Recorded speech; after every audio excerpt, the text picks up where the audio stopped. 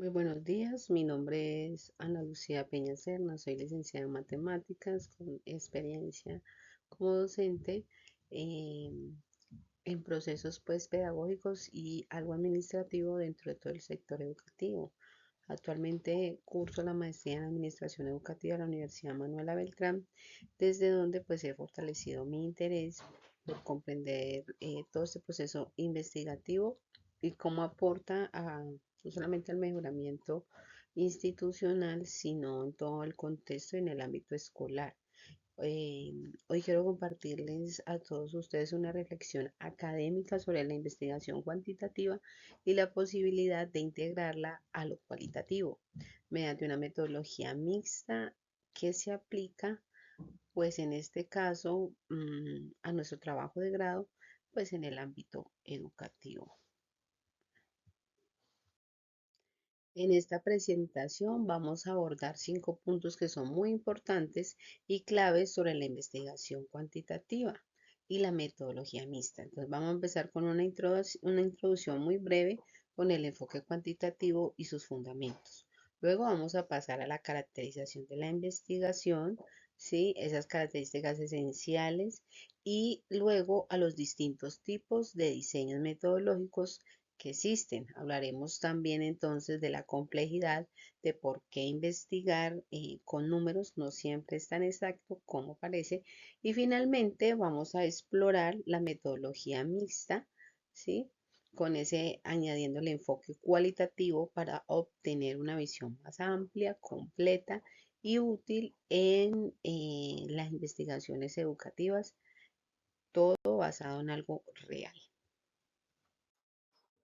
Bueno, para introducirnos en el tema de la investigación cuantitativa, entonces es muy importante que hagamos énfasis en esta pequeña introducción, ¿sí? Y tenemos 3 autores que van a defender y nos van a dar fundamentos sobre este enfoque. Por eso, pues los traigo a colisión de estas 3 citas claves que nos van a permitir comprender esa esencia. Entonces vamos a darle una lectura para poder después explicar, mirar qué sucede. Entonces vamos a empezar con Hernández Sampieri y Fernández Collado y Batista 2021, que dice que la investigación cuantitativa debe ser lo más objetiva posible. Los fenómenos que no se observan o miden no deben de ser afectados por el investigador. Hueso y Cascán 2012 destacan que el enfoque cuantitativo facilita el estudio de grandes poblaciones mediante el muestreo y el uso de herramientas estadísticas para interpretar los resultados.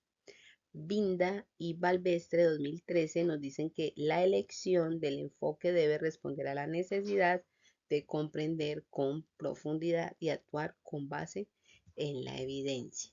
Entonces, ¿por qué vamos a hacer énfasis en estas 3 ideas?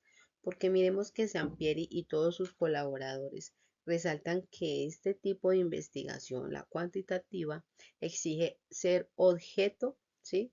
Objetividad y exige un control, es decir, que todos los datos que van a ser recolectados deben ser representados con fidelidad, lo que se quiere estudiar sin que la opinión del investigador intervenga. En la segunda, de Hueso y Cascand, nos muestran cómo este enfoque es útil para estudiar grandes poblaciones, que es algo fundamental en el sector educativo y cuando buscamos evaluar un impacto de un programa o estrategias en muchos estudiantes. Y la tercera es porque Binda y compañía nos ayuda a entender la razón más profunda de una investigación cuantitativa, ¿sí? Porque ella nos está diciendo que no solamente es contar unos datos, sino actuar con base en esos resultados que son confiables, que nos permitan mejorar procesos educativos desde la evidencia. Entonces estas citas nos abren una puerta para que podamos estudiar ese enfoque cuantitativo no solo a nivel técnico, sino que también desde un campo estratégico y nos da una información muy útil para tomar mejores decisiones. ¿Listo? Entonces vamos a responder a esta primera pregunta, ¿sí? Y allí entonces dice que ¿qué caracteriza la investigación cuantitativa? Entonces, la caracterización de una investigación cuantitativa está representada en este panel, ¿sí? Primero, pues porque la función es que debe ser objetiva y, y con replicabilidad. ¿Qué quiere decir esto? Que hay que buscar garantizar que esos resultados no estén influenciados por la opinión o interpretación del investigador y que esa investigación cuantitativa debe ser muy objeta, de tal manera que esos fenómenos que nosotros estamos observando y estudiando en ese momento se van a medir sin ser afectados por el investigador. Esa opción pues nos va a permitir a nosotros que repetir ese estudio en otros contextos. Eso es algo muy importante de un enfoque cuantitativo. El segundo es un enfoque lógico-deductivo, pero ¿por qué? Porque significa que vamos a partir desde una teoría, ¿sí? De un marco conceptual general para deducir una hipótesis y que luego, después de eso, pues vamos a poner a prueba, ¿sí? Mediante la observación y la medición para determinar si sí es o no es lo que estamos hallando con relación a la hipótesis. La tercera, la medición de variables, pues hablamos de los fenómenos educativos, ¿no? Y deben traducirse en elementos totalmente observables y cuantificables. Por ejemplo, sería como el rendimiento académico, el tiempo dedicado al estudio, la asistencia a clase. Esas serían unas mediciones de variables. Los instrumentos estandarizados, pues ya básicamente hablamos como encuestas, rúbricas, pruebas diagnósticas validadas. Esos instrumentos pues nos permiten recolectar datos bajo las mismas condiciones para todos los participantes y esto nos va a asegurar la comparabilidad y una precisión total en los datos y los hallazgos encontrados. Y en el quinto, sí, la representatividad y la generalización, esos nos aportan al enfoque cuantitativo la posibilidad de estudiar una muestra y que ésta ha sido bien seleccionada para hacer inferencias válidas para toda una población. Entonces, este es un resultado muy útil cuando queremos tomar decisiones a nivel institucional basadas en datos reales. Entonces, en resumen, esa caracterización de la investigación cuantitativa, pues es una herramienta que es sólida, que es estructurada, que es confiable y que analiza los fenómenos educativos con gran rigor científico y nos permite fundamentar nuestras decisiones desde un campo totalmente pedagógico en este momento como lo estamos estudiando para el trabajo de grado. Bueno, entonces ahora que ya sabemos qué caracteriza la investigación cuantitativa, pues entonces vamos a ver cómo se organizan en términos de diseño metodológico. Estos diseños cuantitativos pues nos van a permitir a nosotros observar que se dividen en tres: los experimentales, los cuasi experimentales y los no experimentales. Y la elección depende del nivel de control que el investigador tiene sobre esas variables.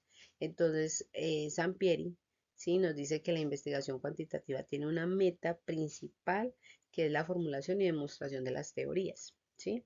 Y que para eso se tiene que utilizar el razonamiento deductivo y el análisis estadístico.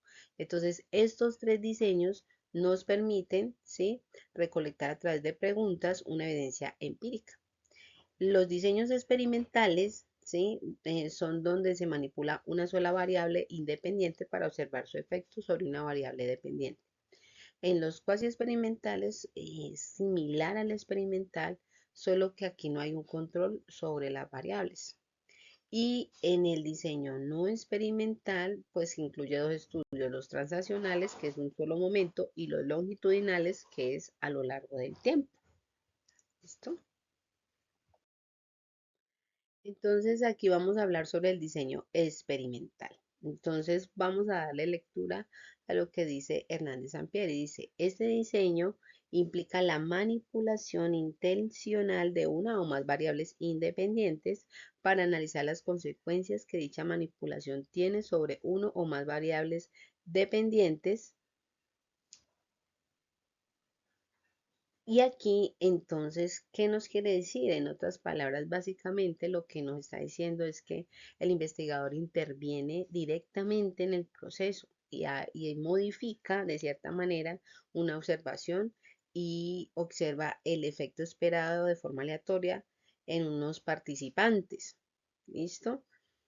Em, y esa relación pues es de forma casual, entonces vamos a entender un poco mejor cómo actúa. Entonces imaginémonos que tenemos un aula noveno A con 30 estudiantes y que dividimos el salón en dos grupos, los grupos amarillos y los grupos azules.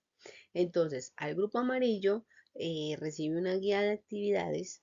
El grupo azul también recibe la misma guía de actividades. ¿Cuál es la diferencia? Que el grupo amarillo va a recibir un laboratorio digital interactivo con un simulador, mientras que el grupo azul va a hacer el trabajo laboratorio matemático igual, como siempre lo han hecho, con la guía, el cuaderno y el lápiz. Entonces, allí tienen las mismas condiciones generales, la única diferencia es que uno tiene el simulador y el otro no. Y pues posteriormente a esto se le aplicaría una prueba para comparar los resultados obtenidos por ambos grupos. En este caso, la variable independiente es el uso del simulador y el dependiente sería el rendimiento académico medido por la prueba. Este diseño pues nos permite entonces establecer con mayor certeza si el uso del simulador tuvo un efecto real y significativo en ese aprendizaje de los estudiantes.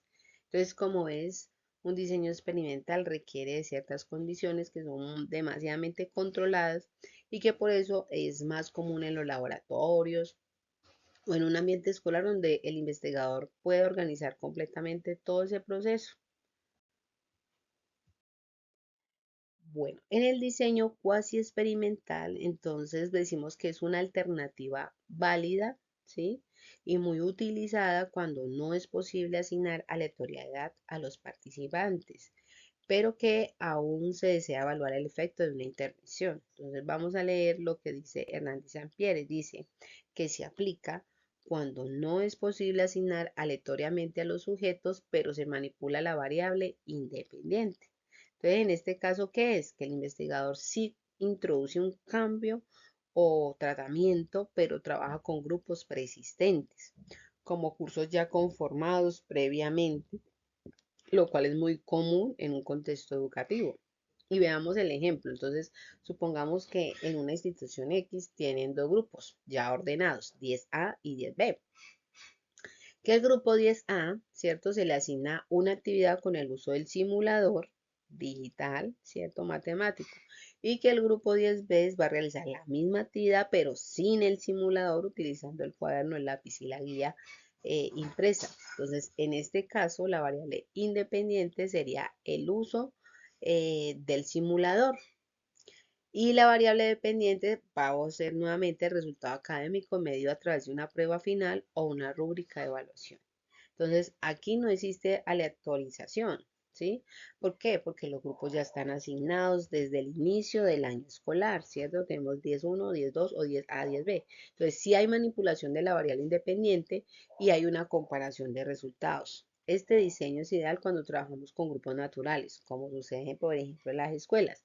Si bien tienen menos control que un experimento puro, sigue permitiendo evaluar el impacto de una estrategia pedagógica correcta. Y es una herramienta muy valiosa para un docente que está investigando, ya que le permite actuar sobre la realidad institucional sin alterar la organización escolar, que es también algo fundamental en un proceso investigativo cuando uno empieza que no, pero es que cómo vamos a tener aquí, que vamos a llevar gente de acá. Entonces es muy importante este diseño tenerlo presente para la investigación del trabajo de grado. Bueno, continuamos con los diseños no experimentales, ¿sí? Se diferencian de los actores anteriores porque no hay intervención y tampoco hay manipulación de las variables. Es decir, que en lugar de intervenir, el investigador simplemente observa lo que ya está ocurriendo, recolecta datos y pues los va a analizar para describir relaciones, identificar las tendencias y comparar grupos, sin explicar pues como la casualidad directa, él no lo va a establecer, ¿sí? Estos diseños se vienen en dos tipos. Entonces, el trazacional, que se realiza una sola medición en un momento del tiempo, y la longitudinal, que se hacen varias mediciones a lo largo del tiempo para ver cómo evalúa el fenómeno. Entonces, vamos a mirar un ejemplo aquí rapidito.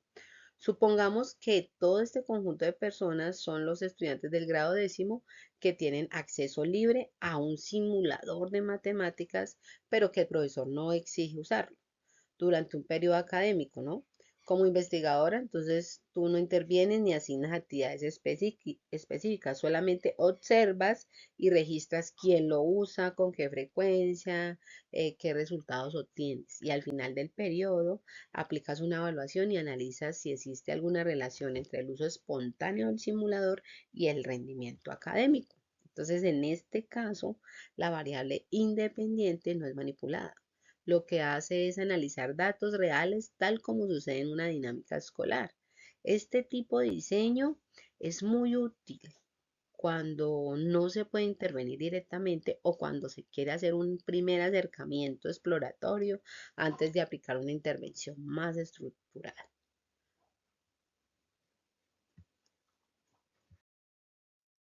Bueno, entonces ahorita sí, pues, ¿en qué radica la complejidad de la investigación cuantitativa? Aunque a simple vista puede parecer que investigar cuantitativamente solo implica aplicar encuestas y analizar datos, la realidad es mucho más exigente. Porque ¿dónde empieza? Dice que la verdadera complejidad radica en hacerlo bien. Ya desde ahí ya partimos. ¿Por qué? Porque se debe tener un conocimiento. Entonces dice que con un sentido metodológico, con una profundidad conceptual y precisión y ética. Si ven que exige demasiado. Por eso Hernández Sampieri lo dice aquí. Vamos a leerlo para que nos quede un poquito más claro. Entonces dice, la investigación cuantitativa exige al investigador definir con precisión las variables, establecer hipótesis comprobables, seleccionar diseños adecuados, aplicar técnicas estadísticas válidas y controlar factores externos que pueden afectar los resultados. ¿Sí ven? Entonces, allí este tipo de investigación requiere definir con precisión las variables, establecer una hipótesis que sea comprobable, aplicar técnicas válidas, controlar factores, ¿sí? Afectar esos factores que puedan afectar esos resultados. Entonces, hay cuatro principales fuentes de complejidad que enfrentamos nosotros los investigadores. ¿Cuáles son? Entonces, la primera es la operacionalizar y variables. ¿Qué significa esto? Pues es convertir una idea que está abstracta, por ejemplo, la motivación o la comprensión o un rendimiento académico, ¿sí? ¿Y en qué lo vamos a convertir? Pues en un indicador que se pueda medir, como por ejemplo contar cuántos ejercicios completos hace un estudiante o cómo puede responder a ciertos ítems en una rúbrica, ¿ya? La segunda tiene que ver con el diseño estadístico. ¿Y qué hablamos del diseño estadístico? Pues implica definir cuántas personas participan, cómo se recogen los datos y qué tipo de análisis se realiza. Aquí el dominio es técnico, totalmente técnico. Acá no la persona, ¿sí? El investigador tiene que tener la capacidad de planificar sus fundamentos. No es escribir cualquier cosita. En el control de variables externas, pues son dos factores como el acceso a Internet, el apoyo en casa, el cansancio que tenga el estudiante. Todo eso pues puede alterar los resultados. Entonces, en un estudio que es muy serio, hay que identificar esas variables externas rápidamente, ¿sí? ¿Para qué? Para neutralizarlas básicamente, ¿sí? En lo más posible que se puedan neutralizar para tener mejores resultados. Y la precisión técnica, ¿sí? Se dice que requiere una precisión técnica. ¿Y por qué? Porque hay que diseñar unos instrumentos eh, que hay que aplicarlos de forma estandarizada. Hay que sistematizar esos resultados. Hay que analizarlos con rigor. Hay que presentarlos con forma ética y de manera comprensible.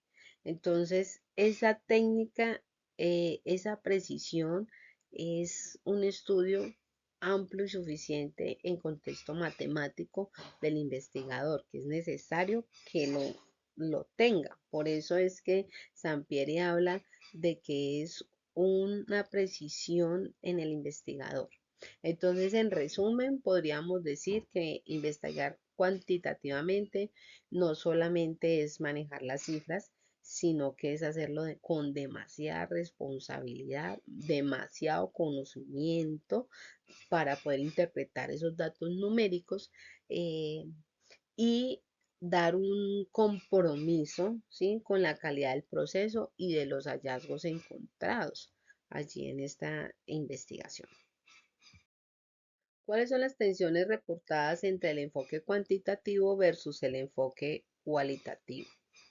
Entonces, como indica Hueso y Cascan 2012, dice que se basa en el uso de técnicas estadísticas para conocer ciertos aspectos de interés sobre la población a partir de una muestra aleatoria. Entonces, ¿qué hice yo? Pues saqué unos aspectos muy importantes tanto para el enfoque cuantitativo como para el enfoque cualitativo. Y a través de ellos, entonces, pues vamos a poder entender un poco mejor cuáles son esas tensiones, porque eso lleva desde mucho tiempo, ¿sí? Y cuáles son los pro y los contra de los enfoques. Entonces, en la actualidad se promueve esa integración entre esos dos enfoques. Durante muchos años ha existido esa tensión conceptual. No solamente conceptual, también está la tensión epistemológica y la metodológica, ¿sí? Entre estos dos enfoques, el cuantitativo y el cualitativo. ¿Por qué? Entonces, vamos a decir que porque este enfoque, ¿sí? Busca explicar, predecir y generalizar. Eso hace el enfoque cuantitativo, mientras que el enfoque cualitativo busca es comprender, interpretar y profundizar desde un contexto. Entonces, las principales tensiones se reflejan en estos aspectos que vamos a leer a continuación, ¿sí? Entonces, en el aspecto propósito, dice que el enfoque cuantitativo quiere saber qué tanto, ¿sí?, mientras que el cualitativo busca entender el cómo y el por qué. En el aspecto de tipos de datos, entonces el cuantitativo trabaja en números y estadísticos, mientras que el cualitativo son en palabras, relatos y significados, ¿sí?, a través de las experiencias. Vámonos con el diseño, ¿sí? Con el diseño. Entonces, en el diseño, ¿qué sucede con el diseño? Dice en el respecto a la relación, no, vamos en la relación con el objeto, perdón, allí, ¿qué tiene que ver este? Dice que el enfoque cuantitativo, ¿sí?, él promueve una distancia y una objetividad, ¿sí? Mientras que lo cualitativo se basa en la cercanía e implica, ¿sí?, el involucramiento del investigador. Entonces mira que en el cuantitativo está el investigador por fuera, en el cualitativo está adentro, ¿ya? En términos de diseños, ¿sí? Entonces, el cuantitativo tiene una estructura totalmente cerrada, en cambio el otro, cualitativo, es flexible, es abierto, es evolutivo. Las técnicas, ¿sí?, también varían. Entonces, en lo cuantitativo, ¿sí?, en lo cuantitativo que utilizamos, encuestas, pruebas, análisis estadísticos frente a, a las entrevistas y a las observaciones, ¿sí? Mientras que lo cualitativo, ¿sí?, se va en entrevista, observaciones y análisis de discurso. Y la última son los resultados. Entonces, mientras que lo cuantitativo busca la generalización, el otro ofrece un contexto, ¿sí? Una riqueza de contexto. ¿Cómo podríamos entonces entender un poco mejor esto? Con un ejemplo. Digamos que como investigadora de un colegio X, yo quiero saber si el simulador de matemáticas mejora el rendimiento desde el enfoque cuantitativo. Entonces yo aplicaría una prueba antes y después y analizaría resultados numéricos y compararía promedios. Eso lo haría con un enfoque cuantitativo. Pero entonces me quedo allí.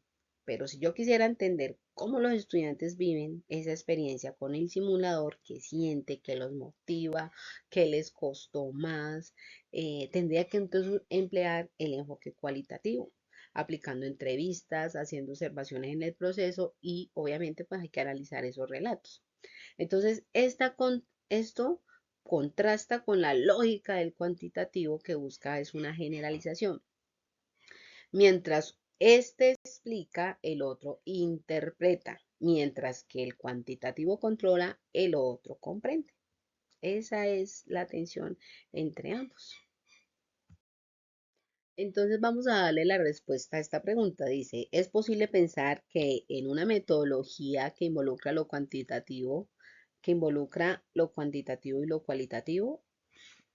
Entonces, sí, la respuesta es que sí, absolutamente sí. ¿Por qué? Porque hoy en día no es solo posible, sino recomendable integrar lo cuantitativo y lo cualitativo en una misma investigación, ¿sí? Y más cuando hay un problema que lo requiere de carácter urgente. Esta combinación es conocida como la metodología mixta. Ahí ya sale el concepto. ¿Y de dónde surgió? Pues de reconocer que los fenómenos sociales, educativos, culturales, pues son complejos y que no se agotan en una sola perspectiva, ¿ya?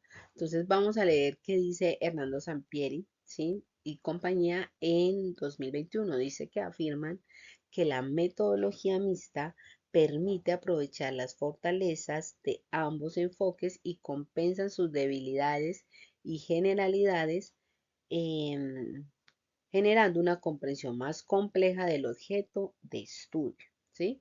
Entonces, desde esa pragmática, esta metodología no se casa con una epistemología rígida, sino que se adapta a herramientas, digamos, tecnológicas, al propósito y a la naturaleza del problema investigado, ¿ya? Entonces, un ejemplo básico de esto sería que, a ver, el estudio sobre el uso del simulador, sigamos, del simulador digital en matemáticas. Entonces, lo podríamos aplicar en una prueba diagnóstica y una evaluación final. Ahí estaríamos haciendo algo cuantitativo. Y además realizaríamos unas entrevistas a estudiantes y a docentes para comprender cómo fue la experiencia pedagógica y qué barreras o beneficios percibieron. Ahí estaría el enfoque cualitativo. Entonces, la combinación de esos dos hacen match y hace un resultado numérico, mejor dicho, que enriquece la toma de todas las decisiones educativas, ¿sí?